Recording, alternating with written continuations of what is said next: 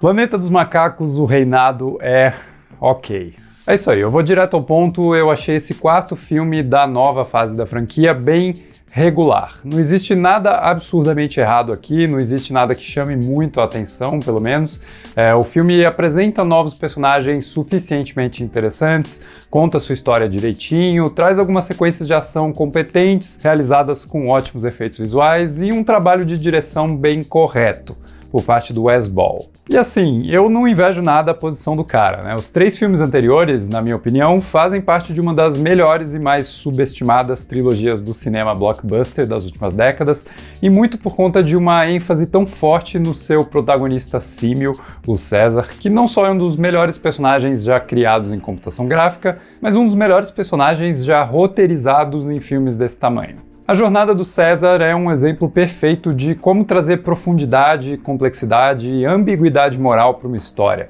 Ao longo dos 3 filmes, a gente viu ele crescer, viu ele se libertar das opressões humanas, tentar construir uma sociedade isolada e segura para o seu povo, se deparar com o lado mais obscuro do caráter de ambas as espécies, né, homem e macaco, para daí sucumbir ao desejo de vingança ou mesmo à melancolia de um mundo cada vez mais dividido e desesperançoso, até que ele finalmente encontra as motivações certas para sair disso tudo como um grande líder, né? Um Moisés levando seu povo rumo à Terra Prometida. E essa trilogia é lotada de momentos cinematograficamente emblemáticos. No primeiro, eu nunca me esqueço da primeira vez que o César sobe uma árvore imensa, totalmente sozinho, mas feliz, né, por se entregar finalmente à sua natureza verdadeira. E depois, mais pra frente, o filme repete o momento, mas com ele acompanhado de todos os macacos que ele libertou. De um ser isolado e solitário, ele vira um ser comunitário. E no meio disso rola aquela subversão maravilhosa das palavras clássicas do Charlton Heston, ditas agora pelo sempre irritante Draco Malfoy, que são imediatamente seguidas de um golpe narrativo tão forte que ele suga todo o som do filme que não seja a voz retumbante do protagonista.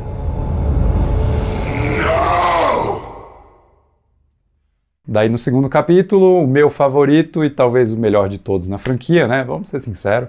A cena da caçada traz de fundo aquela cacofonia de vozes que emanavam do Monolito em 2001, Uma Odisseia no Espaço, fazendo justamente esse paralelo com uma sociedade primitiva dando seus primeiros passos em direção ao avanço. Sem contar o final, depois de um conflito brilhantemente construído entre diferentes facções de humanos e macacos, com direito a uma inspiração nem tão sutil assim na divergência ideológica entre o Martin Luther King, na figura do César, e o Malcolm X, na figura do Koba, a guerra finalmente começa entre as duas espécies e o filme termina com 2 imagens simetricamente opostas que eu considero exemplos muito emocionantes do poder narrativo do cinema. Depois de lamentar o fracasso da tentativa de convivência entre humanos e macacos, o César se despede do Malcolm, personagem do Jason Clarke, e olha como o diretor Matt Reeves ressalta os caminhos diferentes de cada um deles. O Malcolm vai lentamente andando para trás e desaparecendo na escuridão enquanto mantém os olhos fixos no César.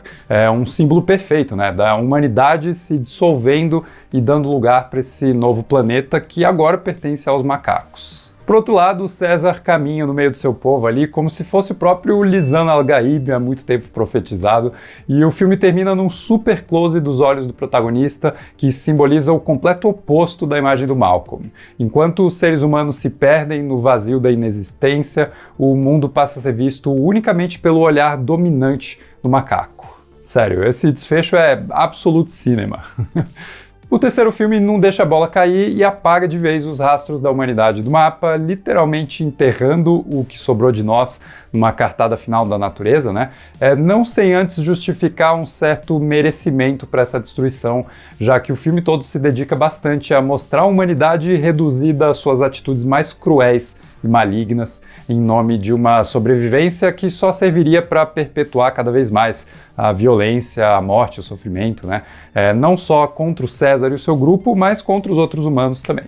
Mas enfim, eu resolvi tomar esse tempo para falar dos filmes anteriores, não só porque eles são sensacionais, mas para a gente entender que eles foram muito intencionalmente ancorados nesse protagonismo dos macacos e não dos seres humanos. O olhar todo que conta essa história é o olhar dos macacos. Inclusive, essa ideia parece ter vindo do próprio jeito como os 5 filmes originais, de 1968 a 73, fizeram essa transição, né? Eles começaram enfatizando o olhar do astronauta, do Charlton Heston, mas não demorou para as rédeas da história serem assumidas pelos personagens símios, com destaque aí para o ótimo 4º filme, A Conquista do Planeta dos Macacos, que mostra justamente a ascensão do César como um líder revolucionário, estabelecendo aí os conceitos principais que foram então explorados nessa trilogia recente. O que traz a gente, finalmente, ao Planeta dos Macacos, o Reinado, que por mais que seja uma continuação natural de tudo que a gente vem acompanhando antes, parece faltar alguma coisa, algum propósito de existência, alguma razão para que essa história seja contada, ou mesmo uma posição definida sobre qual é o olhar que está conduzindo a trama dessa vez. E até parece, a princípio, que esse olhar é o olhar dos macacos principais, o Noah e os seus amigos, que são partes de um clã das águias, mas quando a May, a personagem da Freya Allan, é introduzida, né, o filme parece que não se decide exatamente para qual das duas facções a gente deveria torcer, e não que essa ambiguidade não existisse antes, né, mas aqui ela não parece vir de uma decisão proposital e bem executada, mas sim de um roteiro meio sem rumo, que vai inserindo esses elementos sem ter um comentário importante para fazer, acerca de qualquer coisa, na verdade. Ok, existe uma clara alusão histórica na forma como o novo vilão pretende expandir com o uso da força a sua influência no mundo, dizendo que ele está espalhando a palavra do César, numa leitura completamente equivocada do que o César realmente pregava.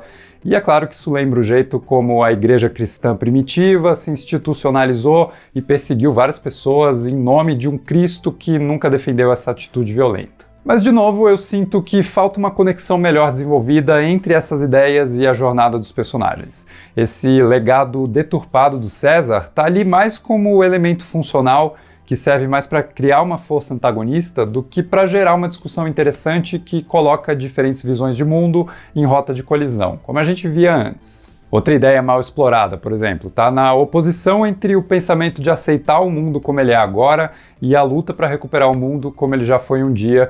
E, mais uma vez, o conceito é interessante, mas ele se dilui nessa recusa do roteiro em identificar um protagonista claro para ancorar essas ideias. Eu tô dando umas voltas aqui ao redor dos spoilers, então deixa eu falar mais diretamente, e aí fica a recomendação, né, para que você assista o filme primeiro e depois volte para cá. Enquanto isso, se você quiser ganhar 10% de desconto em qualquer curso da AIC, Academia Internacional de Cinema, é só usar o cupom GUSTAVO10, que é válido até o dia 30 de maio de 2024. Você vai poder estudar coisas muito legais e de quebra também me ajudar aqui no canal. Bom, eu me surpreendi, na verdade, com o quão moralmente cinzenta é a personagem da May nesse filme. Em nenhum momento a gente percebe uma confiança total entre ela e o Noah, o macaco principal. Isso não é exatamente ruim, né? É interessante que exista algo oculto que impeça essa relação de se desenvolver como uma amizade, uma parceria, até porque a gente viu lá atrás que essa parceria entre macacos e humanos já tinha se desintegrado, então é até consistente, né? Que o filme não tente recriar essa dinâmica, que a essa altura não deveria funcionar mesmo. Mas é que a May atravessa o filme movida por essa agenda própria, que a gente só vai descobrir no final. Enquanto essa revelação não vem, ela parece ficar ali num purgatório carismático, né? Nesse limbo que existe pela indecisão do filme de quem é o verdadeiro protagonista da história, ela ou o Noah. E parece ser o Noah, mas se o Noah é o protagonista, por que tanto tempo, tanta agência e tanta ênfase é dada para May, sendo que os dois não têm objetivos exatamente conectados? Ela quer, por exemplo, abrir o cofre dos humanos e restabelecer as comunicações via satélite, e ele quer resgatar o seu clã e se vingar do vilão que causou a morte do seu pai. Claro que os dois acabam se unindo para tentar fazer as duas coisas, mas essa atuação em conjunto nunca se torna algo tão emocionante de acompanhar, seja por um vínculo genuíno entre os personagens, mas também não se torna tenso, já que não existe um embate de ideias entre eles, não existe uma convivência delicada que poderia descambar para consequências bem drásticas, e a relação entre eles é simplesmente morna, meio aguada, né? Eu acho que o roteiro distribui coisas para os personagens fazerem que estão ali simplesmente para manter a história em movimento, para viabilizar que ela continue ao longo de mais filmes, e com isso eu acho que ela nunca alcança aquele senso de progressão narrativa inevitável, levando a um clímax de peso que é capaz de ser tão emocionante quanto os momentos impactantes que eu citei dos filmes anteriores. Só para usar de exemplo, de novo, no Planeta dos Macacos, o Confronto, o segundo filme da trilogia, os objetivos dos personagens são muito claros e conectados. Os macacos habitam a floresta e os humanos precisam entrar na floresta para ativar a usina que vai restabelecer energia na cidade, e existe um clima de tensão entre os dois grupos que finalmente explode através das ações do Koba, que é um antagonista com motivações muito compreensíveis, já que ele sempre foi torturado e experimentado pelos humanos, e com isso ele perde a fé e a lealdade num líder que estaria disposto a dialogar com uma espécie que, na sua visão, não mereceria esse diálogo. E eu não acho que existe esse mesmo nível de cuidado na construção da trama aqui em Planeta dos Macacos, o Reinado. E o resultado é justamente uma colcha de retalhos de boas ideias que não encontram um propósito em comum. É até curioso sentir essa ausência de alma num filme que, honestamente, cara, parece muito bem feito. O filme é dirigido pelo Wes Ball, que veio da série Maze Runner, que pra mim peca muito mais em termos de roteiro do que de direção, mas é muito louco como dirigir é uma coisa tão difícil, né? O cara pode fazer tudo certo e ainda assim não conseguir criar um senso de conexão real com o filme, né? Talvez porque na arte esse fazer certo seja mesmo uma ilusão. O que importa é querer dizer algo específico através da linguagem e conseguir fazer isso, seja quebrando ou usando os padrões que o cinema já estabeleceu. Aqui, por exemplo, o Wes Ball constrói várias sequências de ação claras, coerentes, ele dá tempo para os personagens interagirem e se relacionarem, mesmo que as poucas piadinhas não sejam tão efetivas, existe uma preocupação em não quebrar o clima imersivo do filme com algum tipo de humor que não combinaria tanto. As atuações estão super na medida, o vilão ali interpretado pelo Kevin Durant cumpre muito bem o papel. Enfim, todos os ingredientes de um ótimo Planeta dos Macacos estão ali, mas o resultado dessa mistura vira só uma salada, né? Uma Caesar salad, talvez, que é segura, que agrada a todo mundo, é fácil e rápida de fazer, mas não chega a alimentar muito bem. Resumindo, o Planeta dos Macacos, o Reinado é só bom, é só ok, e nem sempre isso é suficiente, né? Pelo menos pra mim. Talvez seja pra você, boa parte da crítica e do público estão gostando, mas sei lá, o maior sintoma de que eu tava bem desconectado com tudo que tava rolando é que num determinado momento a May passa a usar uma bolsa tiracolo exatamente igual à bolsa do Indiana Jones, que eu tenho aqui comigo, né? E eu fiquei prestando mais atenção nisso do que qualquer outra coisa que tava rolando na tela. Porque eu adoro itens clássicos de figurino do cinema, né? E essa bolsa, na verdade, era usada para transportar as máscaras de gás do exército britânico na Segunda Guerra Mundial. Inclusive, essa que eu tenho aqui é uma original de 1942, só que no filme eles trocaram a tira de lona por essa tira de couro para dar um visual... Aí, ó, já parei de pensar no filme de novo. Mas diz aí nos comentários o que você achou de Planeta dos Macacos, o Reinado. Vamos continuar a discussão, né? Se gostou do vídeo, não esquece de deixar um like e se inscrever no canal. A gente se vê no próximo vídeo.